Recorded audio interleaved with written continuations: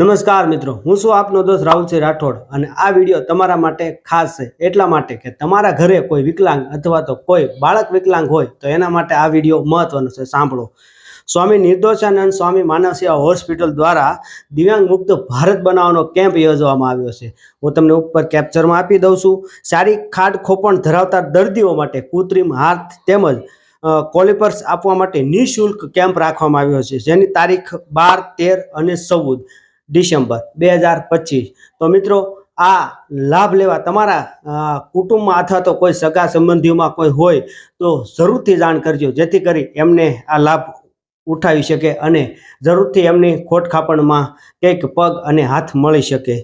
તો મિત્રો, અને બીજું એક SCF હોસ્પિટલ આપની આસપાસના કોઈ પણ ખાટ ખોપણવાળા વ્યક્તિ હોય, બાળકો 0 થી 18 વર્ષ સુધીના, એમના માટે SCF હોસ્પિટલ દ્વારા સ્વામી નિર્દોષાનંદ માનવ સેવા હોસ્પિટલ કેમ્પનું આયોજન કરેલ છે, જેમની તારીખ છે 6-10-2025 ને સોમવાર.